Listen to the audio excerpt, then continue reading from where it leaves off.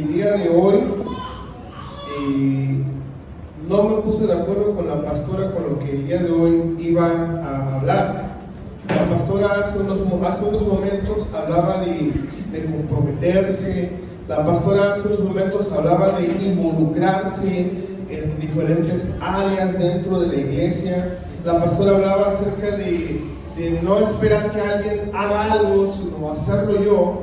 Es decir, tomar iniciativa para hacer las cosas.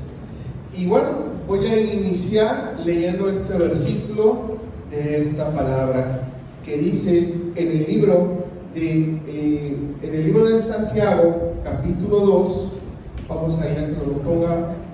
Santiago capítulo 2, versículo 14, y te lo voy a leer para que entendamos cómo todo el Señor está conectando todo. Dice entonces, segunda de Santiago, capítulo 2, versículo 14, dice: hermanos míos, ¿de qué te aprovechará si alguno dice que tiene fe y no tiene obras? ¿Podrá la fe salvarle? Y vamos a ver aquí lo que nos dice, ¿verdad? Bueno, aquí ya nos lo pusieron. Hermanos míos, ¿de qué aprovecharía si alguno dice que tiene fe y no tiene obras? ¿Podrá la fe salvarle? Y vamos entonces a entender lo que la palabra del Señor Dios nos quiere decir, ¿verdad? En primer lugar, observamos en este versículo que nos dice de qué le aprovecha a las personas decir: yo tengo fe, yo soy cristiano, yo leo la Biblia, yo oro, yo todo esto, pero mis obras dicen todo lo contrario. 1, 2, no hay obras que respalden la fe que tengo.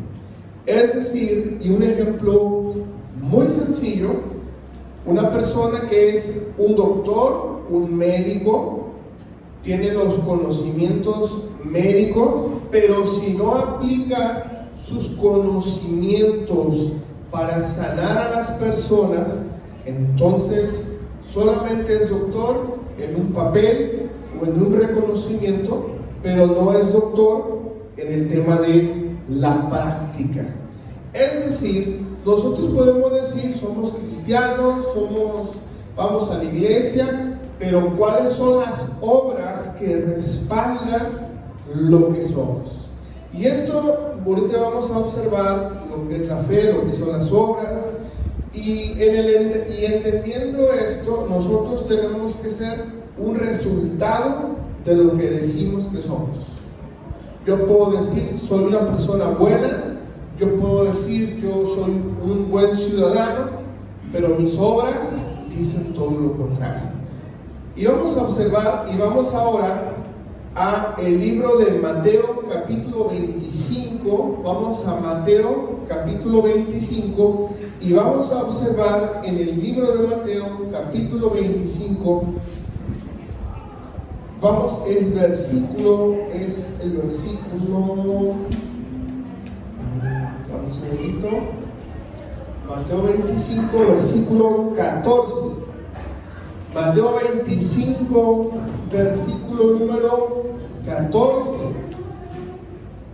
Y vamos a observar aquí como en el libro de Mateo, el libro de Mateo capítulo 25 habla de tres cosas.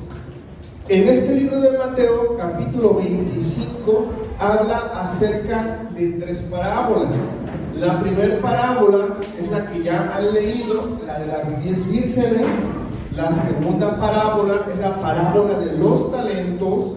Y la tercera parábola es la parábola de las ovejas y de los cabritos. Ok, vamos a enfocarnos ahora en el versículo 14.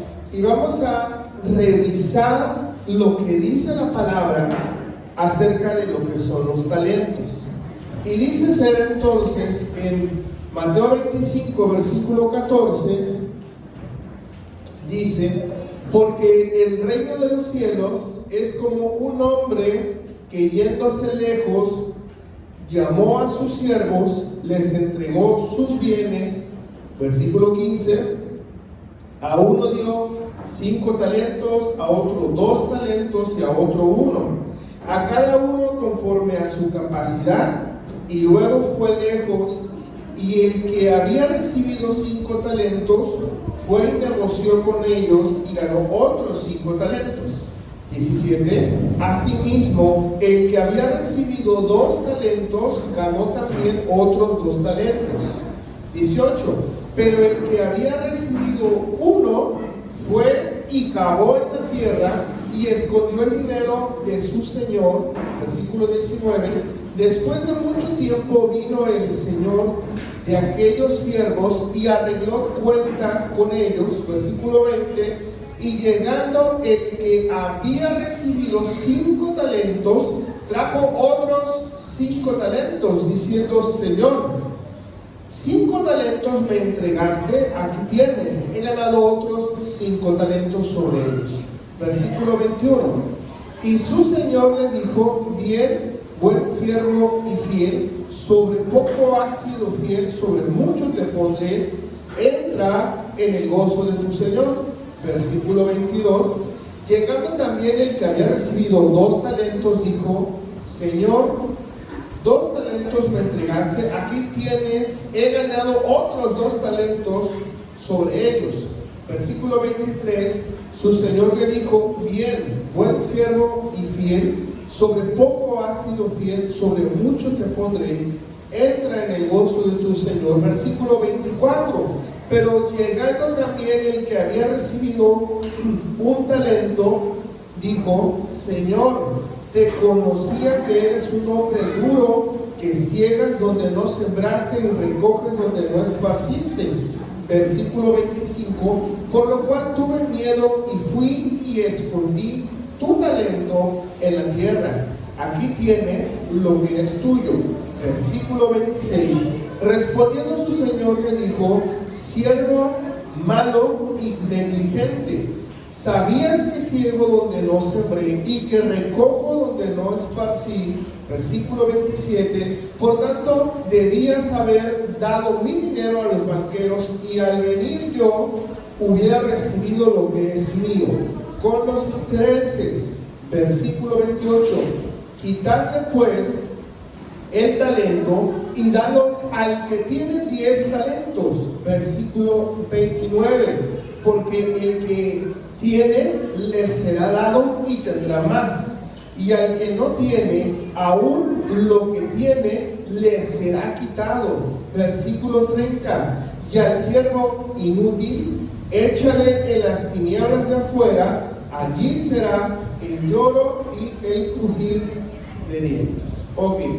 Esta parábola de los talentos ya la hemos leído, ya sabemos de qué se trata. Hemos observado que hay 3 características, 3 personas, 3 tipos de personas.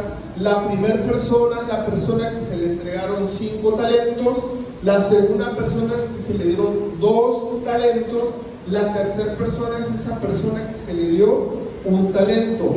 Y el que tenía 5 lo multiplicó y ahora tenía 10. El que tenía 2 lo multiplicó y ahora tenía 4. Y el que tenía 1 tuvo miedo y enterró su talento, para que después de un tiempo sacara ese talento de donde lo había escondido y entregar lo que el Señor o su Señor le había entregado en ese momento.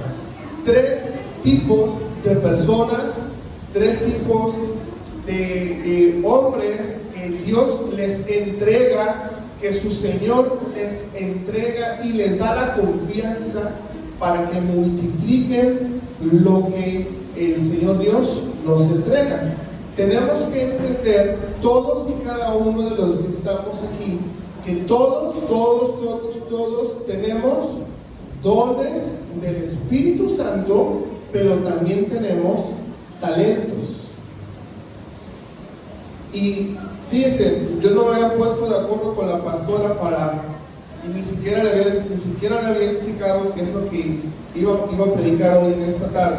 Pero todo lo que les comentaba hace unos momentos la pastora te comprometan, se involucren, bueno, va de la mano con lo que estamos aquí ahora hablando. ¿Qué es lo que estamos hablando? La palabra de Dios. ¿Y qué nos dice la palabra de Dios? Que el que le dio talentos, le dio 5, y su capacidad era multiplicarlos. El que le dio 2, tener la capacidad de multiplicar. Y Dios le dio 1 y no lo multiplicó, lo enterró. Usted sabe que Dios se equivoca, no se equivoca Dios.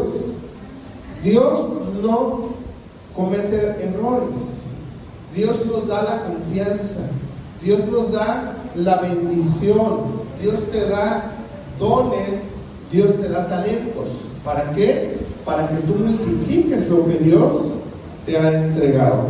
Y lo hacemos de manera natural. Es decir, tú viniste a este planeta, el planeta Tierra, llegaste aquí y como lo hemos visto en la materia de ciencias naturales, lo que nos enseñan las 4 etapas del ser humano: nace, crece, se reproduce y muere. Eso lo hemos visto todos en la escuela, ¿cierto?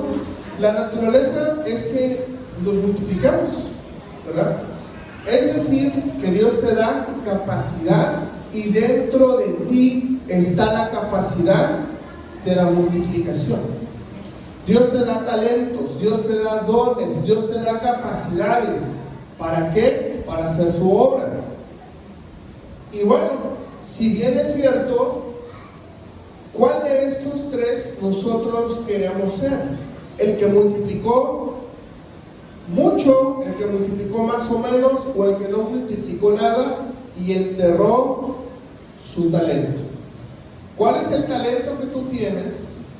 ¿Cuáles son los dones que tú tienes? ¿Cuáles son las capacidades que tú tienes y las tienes enterradas? ¿A qué Dios te ha llamado y prefieres enterrar un tiempo lo que Dios te ha entregado? La palabra de Dios nos dice: algunos, debiendo ser ya maestros, aún son siervos. Hay personas que deberían ya de estar a otro nivel, pero han escondido, han guardado esa promesa que Dios tiene para ustedes. Y es muy importante entender que Dios no quiere que tú entierres tus talentos, quiere que te multipliques. Dios te da esa capacidad para poder multiplicar lo que Dios te ha entregado.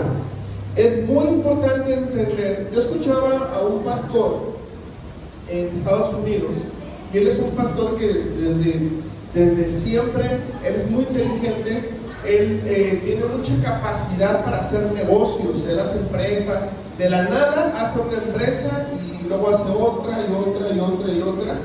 Y llegó alguien de su iglesia y le dijo: pero si tú eres pastor, ¿por qué estás haciendo tantos negocios? Y entonces dijo: no, tú nada más sé un pastor y nosotros te vamos a dar ahí un salario y ahí quédate quieto y tú sé solamente pastor. Y él estuvo un tiempo pensando, ¿verdad? Pero dice: bueno, es que si Dios me dio estos talentos y con los negocios que salen podemos ayudar a las misiones en África, las misiones que tenemos en las Amazonas, ellos envían comida a otros países. Yo no puedo enterrar lo que Dios me ha entregado. ¿Cuántos de los que estamos aquí tenemos enterrado el talento y lo que Dios nos ha dado? Hay gente que ya deberían estar aquí predicando. Hay gente que deberían estar aquí tocando. Hay gente que ya debería tener un grupo de estudio bíblico en su casa multiplicándose. ¿Qué esperamos? Y a veces, tristemente, esperamos a que alguien nos diga: tienes que hacerlo. El talento está aquí. Dios te lo da. Dios te da sabiduría, Dios te da inteligencia, Dios te da capacidad para poder hacerlo. Y es importante entender que Dios nos ha dado talentos a cada uno de los que estamos aquí. tenemos que multiplicarnos y tenemos que ejercitar el talento. Quien da fruto de su talento, Dios le da más. ¿Cuántos queremos más de Dios? Porque hay personas, yo quisiera que Dios me diera más, que Dios me usara, que yo quiero hacer más cosas para Dios. Perfecto. Empieza a hacer esas pequeñas cosas que en su tiempo harán que hagas grandes cosas. Amén. Que es decir, usted tiene que tomar iniciativa. Usted tiene que empezar a hacer algo tiene que hacer. Aquí hay gente que tiene ministerios que los tenemos ya nosotros, ya Dios nos ha dicho, con algunos hemos platicado, hemos hablado. Hay gente que es gente de oración, gente de guerra espiritual, gente de intercesión, gente para evangelismo, gente para ganar personas. Es decir, la iglesia va a crecer a medida que la iglesia quiera crecer. ¿Sí me entiende esto? Como los que recordarán, hace algún tiempo yo estaba con solamente la pastora Raquel y yo éramos los únicos que estábamos en la alabanza y cantábamos con pistas, poníamos música y Dios ahí nos usaba. Ahí estará Cristina recordando desde siempre, ¿verdad? Que ahí cantábamos y adorábamos y todo. Y una le dije, yo aquí seguía y me puedo meter aquí al piano, puedo cantar, puedo seguir haciéndolo, pero yo entiendo que tengo yo que hacerme a un lado para que alguien más suba, crezca y haga la obra de Dios. Es decir, tenemos que multiplicarnos para hacer las cosas. Ok, volvamos entonces al libro de Santiago, capítulo 2, versículo 14. Santiago capítulo 2, versículo 14. ¿Cuántos de los que están aquí creen que están haciendo bien las cosas? ¿Cuántos de los de aquí dicen, no, yo estoy bien con Dios, yo estoy bien con el Señor? La palabra de Dios nos dice que tengamos mucho cuidado y dice, el que cree que está firme, mire que no se caiga. Ojo con eso. También la palabra de Dios nos dice, si tú ves a tu hermano caer, dice, si eres espiritual, acércate y levántalo. Pero ¿qué pasa muchas veces cuando alguien cae? Cuando alguien comete un pecado, cuando alguien comete un error, tristemente se señala, se juzga, y es que te pasó eso por andar haciendo mal cosas. ¿Me explico? Pero la palabra de Dios dice, el que es espiritual, acérquese y levántelo, restáurelo, no sea que tú el día de mañana caigas igual. Entonces, Dios es toda la sabiduría de Dios, tenemos que observarla en la palabra de Dios, ¿ok? Entonces vemos en Santiago 2:14, entonces acá, y dice, hermanos míos, ¿de qué te aprovechas si alguno dice que tiene fe y no tiene obras? ¿Podrá la fe salvarla? Y ese es un versículo que ha sido controversial, más adelante vamos a observar por qué. Pero entonces esto no es que no nos salvemos o perdamos la salvación o que ya recibimos a Cristo y ya, ¿verdad? Hay muchas personas en todo el mundo que un día van a una iglesia cristiana, algún día alguien les predica de Cristo y hacen una oración de fe y reciben a Cristo en su corazón. Y recuerdan, es que hace como 20 años yo fui a una iglesia cristiana y hice una oración de salvación y desde entonces ya soy salvo. Pero yo seguí haciendo mi vida, pequé y deshice como quise, ¿verdad? Eso no es una garantía, ¿verdad? Es terminar la carrera sirviendo a Dios en la fe. Pero bueno, aquí dice tal cual, dice, la fe sin obras te podrá salvar. Versículo número 15, vamos a observar aquí lo que nos enseña la palabra.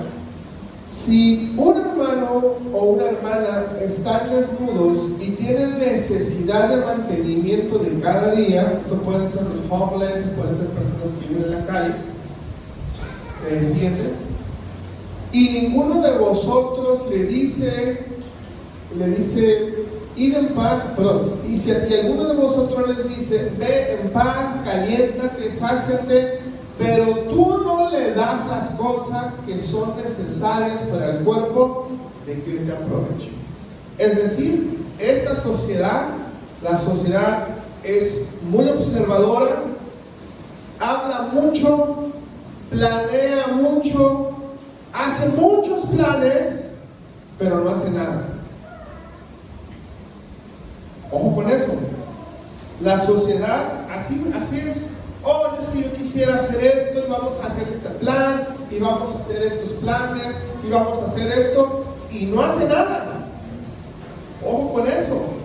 Pero entonces, si tú observas a una persona que tiene necesidad, y ya la observaste, pero no haces nada, ¿de qué te aprovecha? ¿De qué vale que digas, oh, no tengo fe? ¿Usted entiende? Siguiente versículo. Así también la fe, escuche bien, la fe si no tiene obras es muerta en sí misma. ¿Cuántos estamos nosotros ejercitando nuestra fe? Amén. ¿Cuántos estamos ejercitando nuestra fe? Porque podemos ser cristianos de una vez a la semana. Vamos a la iglesia 1 hora, hora y media, tal vez 2 horas a la semana. Vamos un día a la iglesia y ya que cantamos, adoramos y todo, pero toda la semana ni me acuerdo que soy cristiano. Toda la semana no oro, no leo la Biblia, no hago nada de Dios. Entonces, vamos a observar, así también la fe, si no tiene obras, es muerta en sí misma. Esto es una realidad. Vamos a observar el siguiente versículo. Dice, pero luego alguno dirá, tú tienes fe y yo tengo obras, ¿verdad? Hay gente que tiene obras y se compara con el que tiene fe. Dice, muéstrame tu fe sin tus obras y yo te mostraré mi fe por mis obras. Es decir, ¿qué representa o qué significa tener obras? Ojo con esto, ahorita vamos a ir a Efesios, donde dice que somos salvos por fe, no por obras. Vamos a entender esto. Pero a lo que nos refieren es que si tú tienes fe, la fe es una acción. Es decir, la fe va a representar algo. La fe va a accionar algo. La fe, algo se activa dentro de ti, algo tienes que hacer, como que reaccionas y algo sucede dentro de ti. ¿Para qué? Para hacer algo, para avanzar en algo. Amén. Entonces, vamos a ir observando el siguiente versículo que nos dice, ¿tú crees que Dios es uno? ¿Qué dice ahí? Bien haces. Pero fíjate lo que dice aquí. Fíjate nada más, También los demonios creen y tiemblan. Esta es la comparación que la palabra de Dios nos enseña, ¿verdad? O que tienes fe, pues está bien, pero ¿qué crees? Los demonios también tienen fe y tiemblan. Híjole, no hay obras ahí. Las obras están muertas. Siguiente versículo, por favor. Mas quieres saber, y aquí dice hombre vano, que la fe sin obras es muerta. Siguiente versículo. no fue justificado por las obras Abraham, nuestro padre, cuando ofreció a Isaac su hijo sobre el altar. Esto ya es una obra enorme, monumental. ¿Ok? Es Abraham, Isaac y Jacob. ¿Ok? Siguiente versículo. ¿No ves que la fe actuó juntamente con sus obras y que la fe se perfeccionó por las obras? ¿Y cuál era la obra de Abraham que Dios le pidió que sacrificara a su hijo? ¿Cuáles son esas obras? Es una palabra, y la palabra es obediencia. Abraham fue obediente a Dios y entregó a su hijo en el altar. ¿Cuál es la obra que manifiesta la fe de Abraham? Obediencia.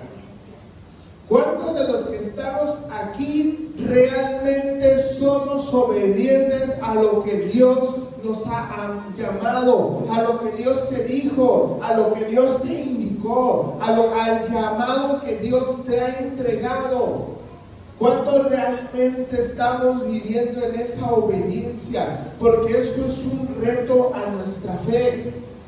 ¿Quién de los que estamos aquí es perfecto? Nadie. Pero estamos haciendo algo, como lo vemos en el libro de Filipenses. Ciertamente aún no lo he logrado, pero me esfuerzo para alcanzar lo que está adelante. Pero el mismo libro de Filipenses me dice: me esfuerzo para alcanzar lo que está adelante, pero una cosa hago, me olvido de lo que está atrás.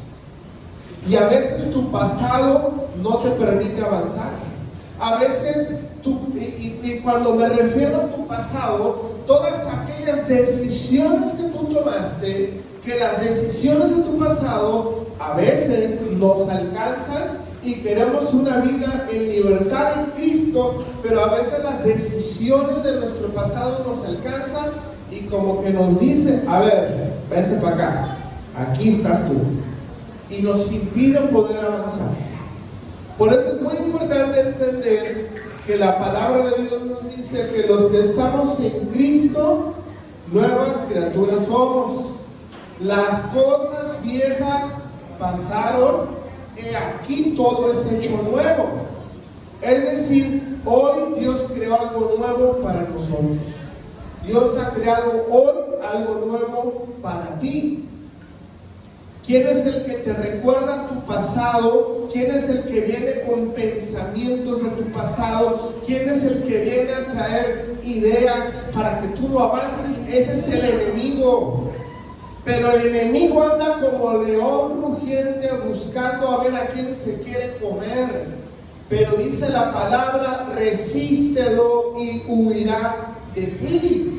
Es decir, hay una resistencia, y la resistencia es: yo soy obediente a la palabra de Dios, y la palabra de Dios me está diciendo que le resista, porque si yo le resisto, Él huye de mi vida. Y entonces yo voy a poder avanzar. Pero tengo que entender primero que lo que Dios le pide a Abraham es a su hijo como el sacrificio. ¿Para qué? Para el holocausto. ¿Y cuál es la obra que trae una evidencia de las obras de Abraham en la fe? Es obediencia. Diga conmigo: obediencia. Es importante que tengamos obediencia a Dios. Obediencia a Dios. ¿Quieres que te la voy a poner bien fácil? ¿Quieres que a tu vida le vaya? ¿Quieres que a ti te vaya bien en todo? ¿Quieres que todas las cosas te salgan bien? Obediencia. La obediencia trae recompensa. La desobediencia trae consecuencias. Muy bien, y vamos a observar, esta es la evidencia de Abraham: obediencia. ¿Cuántos queremos ser obedientes? Jesucristo, siendo Dios en forma de Jesucristo, siendo hombre, con los pensamientos y los sentimientos de hombre, llegó un momento que Jesucristo tuvo miedo, tuvo temor, mas sin embargo dijo: en obediencia a mi Padre seguiré en el camino hasta la muerte y muerte de cruz. Y es por esto que Jesucristo fue obediente en todo, ¿ok? Él nos puso la muestra y la evidencia de esto. Siguiente versículo. Y se cumplió la escritura que dice: Abraham creyó a Dios y le fue contado por justicia y fue llamado amigo de Dios, ¿verdad? Obedeció, Abraham obedeció y le fue contado por justicia. Siguiente versículo, por favor. Vosotros veis pues que el hombre es justificado por las obras y no entonces solamente por la fe. Versículo 25 dice: asimismo también, escuche bien esto, asimismo también Rahab la ramera no fue justificada por sus obras cuando recibió a los mensajeros y los envió por otro camino. Entraron a una ciudad amurallada y entonces en la casa de esta mujer Rahab, que se dedicaba a lo que aquí dice, escondió a los siervos del Señor para que el ejército contrario no los atacara. Y entonces venían a atacar. Entonces, en otro momento después, vino el ejército de Dios a destruir a ese pueblo donde vivía esta mujer. Pero por causa de esta acción, el pueblo de Dios perdonó la vida porque guardaron al pueblo de Dios, y entonces no fue muerta su familia, no les hicieron ningún tipo de daño. Siguiente versículo, versículo 26. Y dice entonces: porque como el cuerpo, escucha muy bien esto, porque el cuerpo sin espíritu está muerto, así también la fe sin obras está muerta. Hay personas que dicen: yo soy cristiano. Hay personas que dicen: bueno, yo tengo 20, 40 años de cristiano, pero sus obras demuestran todo lo contrario. Y las obras no es algo que tú tienes que demostrarle a nadie. Tus obras no le tienes que demostrar a tu vecino, a tu familiar. Tus obras tienen que ser contadas por el Señor, por Dios. Él es el que tiene que ver cuál es la calidad de tu fe con tus obras. Él es el que valora, Él es el que sabe, ¿cierto? Entonces vamos a ver aquí que la fe sin obras es muerte. Ese es el reto que Dios nos manda, que Dios nos lanza. ¿Para qué? Para ser mejores personas. No puedes tú solo conformarte con decir: yo soy cristiano y ya me va a ir bien todos los días, que te va a ir bien todos los días. Pero Dios quiere tu obediencia. ¿Y qué quiere de tu obediencia? Pues tú sabes todo lo que tienes que hacer, que ya la Biblia te ha enseñado. No te dejes de congregar, reúnete, adora, alaba, bendice, predica la palabra, da ayuda social, etc. O sea, hay muchas maneras en las que tu fe puede ser ejercitada, muchas maneras en las que tu fe va a demostrar las obras que hay en ti. Vamos entonces al libro de Efesios capítulo 2, versículos 8 y 9. Efesios capítulo 2, 8 y 9. Y entonces vamos a ver aquí lo que dice el libro de Efesios. El libro de Efesios dice: porque por gracia somos salvos. Y dice aquí mismo: por medio de la fe. Pero vamos a entender lo que dice este versículo. Y esto es decir, esto de la fe no es de vosotros, pues es un don de Dios. Hay un don de parte de Dios. Versículo 9 que dice aquí: no por obras para que nadie se gloríe. Ok, ya entendió. Hay gente que dice: ay, la Biblia está llena de mentiras y se contradice. Realmente no.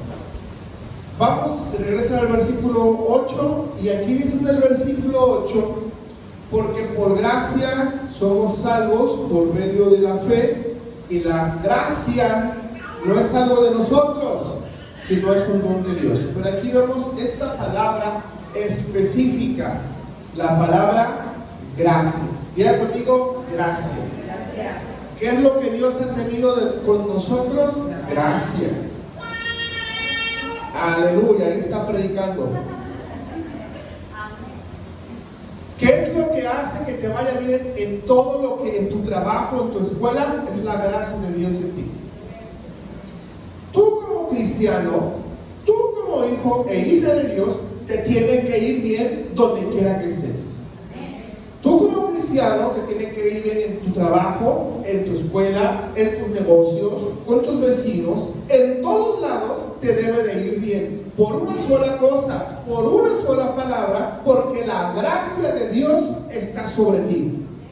Y la gracia es algo que está aquí, está dentro de ti, y es el poder de la gracia de Dios. En consecuencia a esto, te tiene que ir bien en todo lo que hagas, porque la gracia de Dios está en ti. Pero número uno, ¿qué es la gracia? La palabra gracia en el original, en el griego, si usted quiere anotarla, en el griego es dorean charismata. Esta palabra de la gracia es el dorean, y el dorean es la gracia, el carismata son como el carisma o los dones o los gifts o los talentos que Dios te da, el carismata en el griego.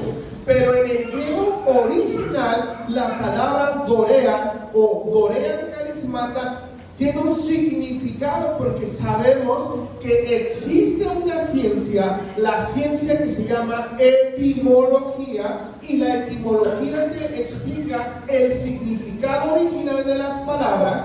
Bueno, el significado original de las palabras en el griego de la palabra gracia significa regalo inmerecido. Regalo inmerecido, o sea, no te lo mereces. ¿Por qué no te lo mereces? Porque es algo celestial. Tendríamos que ir entonces a la antigüedad para entender cómo es que en la antigüedad se perdonaban los pecados. ¿Cómo se perdonaban los pecados? Pues iban entonces al templo, iban entonces al tabernáculo de reunión y sacrificaban el holocausto.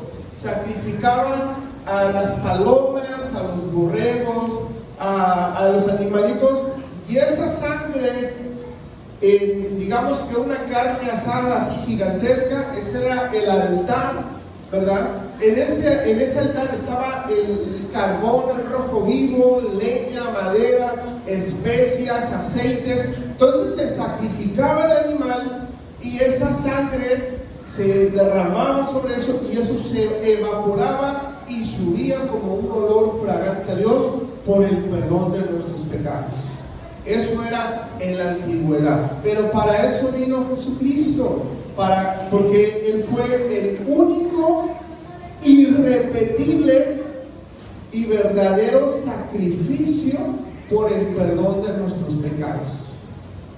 Ojo con esto, dice la palabra de Dios, ¿verdad? Cuando vino Jesús, vino con su pueblo, y la palabra dice: a los míos vine y los míos no me recibieron.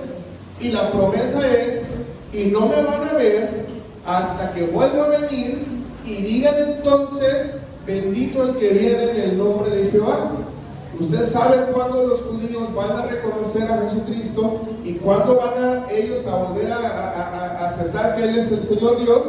Lo dice en el libro de Daniel, capítulo 55, donde dice entonces vendrán tiempos y la mitad del tiempo. Entonces, cuando veamos aquí entonces qué sucede en el libro de Isaías, vamos a ver entonces que van a reconocer entonces quién es Jehová. ¿Por qué va a pasar entonces esto?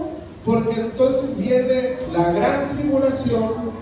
Y entonces los que están en Cristo seremos arrebatados juntamente con ellos, y después el Señor Jesucristo va a gobernar 1000 años sobre esta tierra con los escogidos. ¿Quiénes son los escogidos?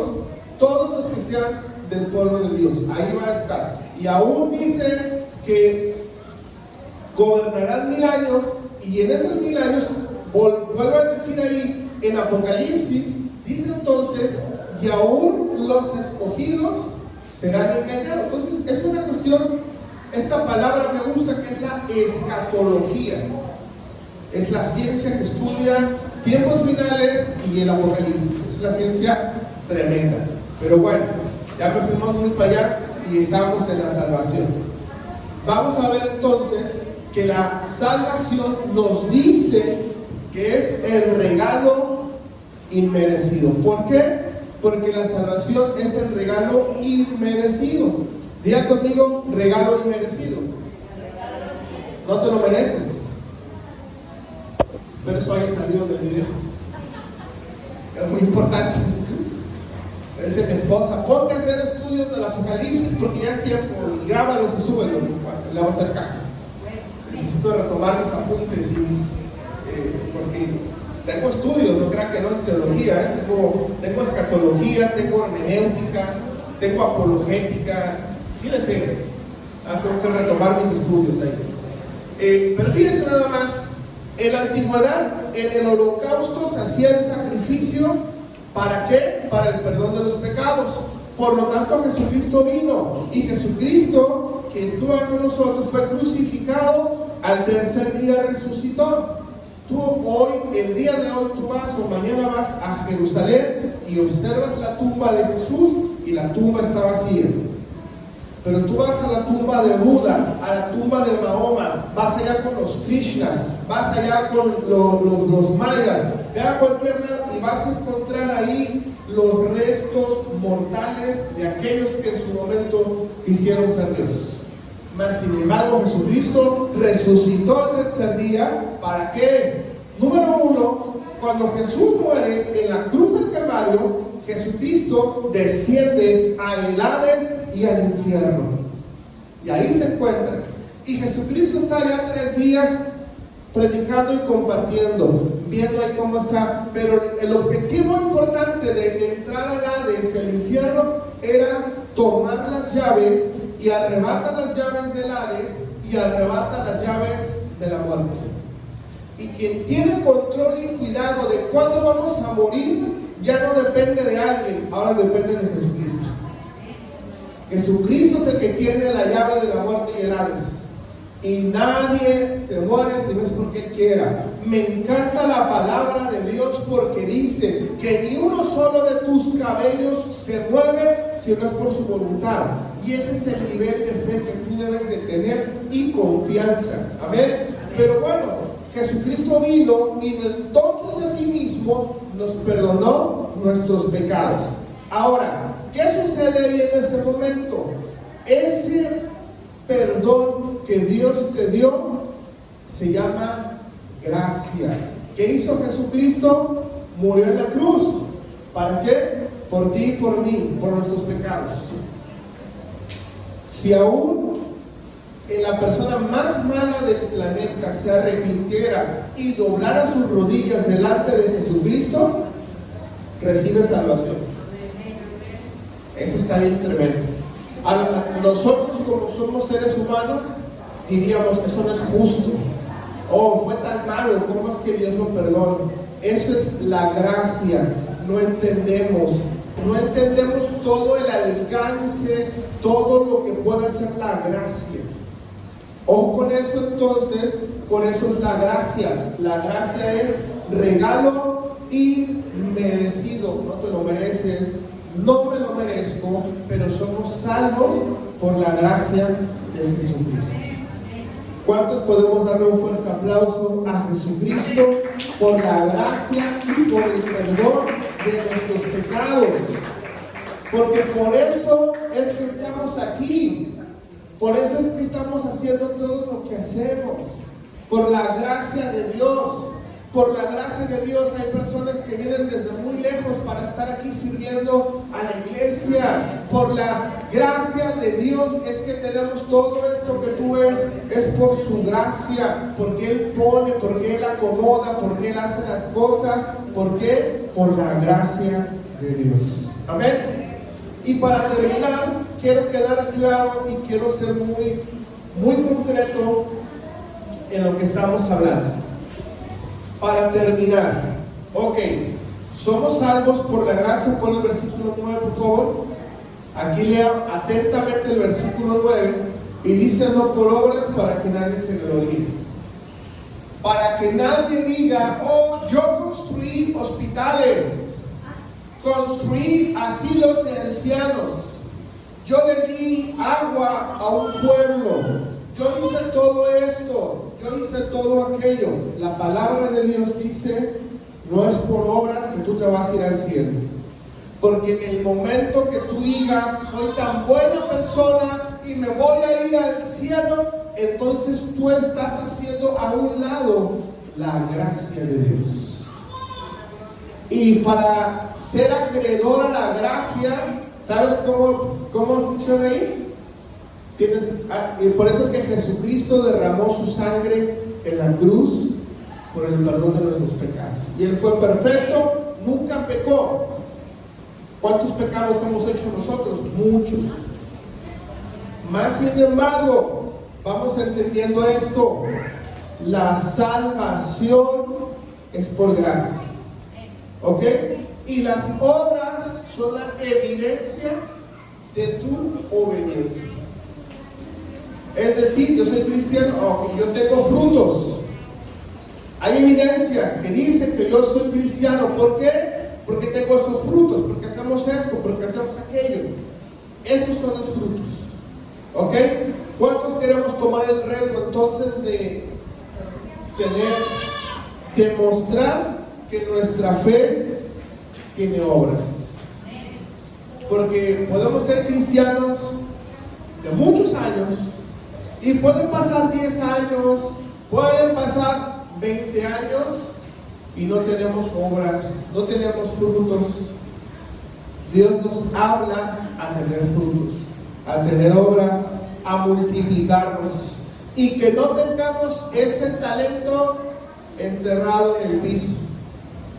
Porque un día va a venir Dios, un día tú vas a ir a su presencia y te va a decir: a ver, ¿qué hiciste con lo que te di? ¿Qué hiciste con lo que te di, con los talentos que te entregué? ¿Los enterraste o los pusiste a trabajar? A ver, entonces cerramos esta palabra el día de hoy. Que le vaya solo con el piano un momento. Cerramos esta palabra porque tenemos que entender que necesitamos obras que demuestren nuestra fe. No hacemos obras para ser salvos, porque ya somos salvos. Hacemos obras porque yo quiero agradar a Dios con mi vida. Hacemos obra de Dios porque yo quiero que a través de mi vida otros conozcan de Jesús. Hacemos obras en nuestra fe para que otros puedan imitar la fe que hay en ti. ¿Cuál es esa fe? Que en medio de pruebas, en medio de problemas, en medio de adversidades, no te rendiste y seguiste avanzando y creyendo en el Señor Dios. En medio de pruebas y adversidades continuaste en la fe, y aunque tenías problemas, tenías dificultades, no te caíste, sino te levantaste creyendo que un día Dios iba a dar solución, que Dios un día te iba a dar una respuesta, que un día Dios te iba a hacer ese milagro, que un día Dios iba a levantar a tu familiar, que un día Dios iba a cumplir cada promesa que Él dijo Hijo para ti, para tu vida y para tu familia. Esa es la fe que tú tienes que demostrar. ¿Cuántos queremos demostrar a Dios? Y vamos a levantarnos ahí en nuestro lugar, vamos a orar, darle un minuto al Espíritu Santo para que tú puedas